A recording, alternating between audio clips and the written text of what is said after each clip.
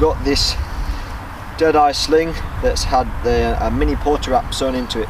So this bit of equipment is specific for this job, and it's the only thing you can really use it for. It is using it as a lowerable base anchor, but it's really good because any groundsman is going to know how to use this, because we use bigger ones in rigging every day. So I'm just going to tie this on using a cow hitch.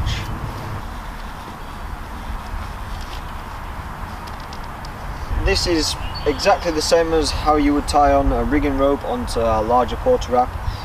You would take a bite of the climbing line, poke it through the small eye on the porter wrap, round the peg, and then cinch it up. And then what I'm going to do now is fill the barrel of the porter wrap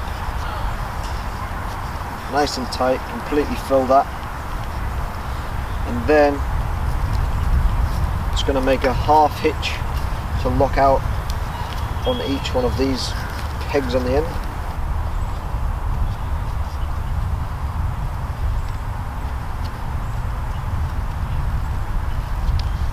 So that now is completely locked out. So put some weight on that, and then we're going to add in a prusik to this system as well, for the same reason that the groundsman or the person lowering needs to be able to become hands-free at any point. So this is an added safety measure. So I'm just going to tie a swabish.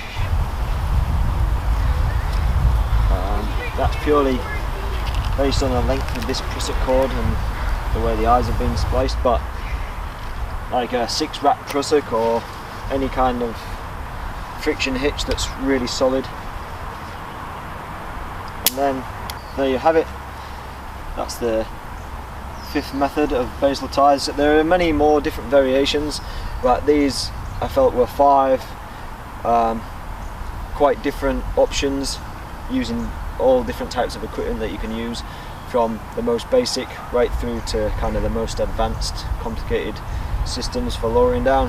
The one main thing is if you're using a basal anchor, always be aware of the rope going up one side of the tree as you're working on the other, because if you're doing any cutting with a chainsaw or handsaw or rigging, you always have to be mindful of that one rope that's under tension, that's got your life in its hands. That's the one main drawback to using a basal anchor rather than a canopy tie. So always be aware and mindful of where that rope is that's got all that load on it, always under tension.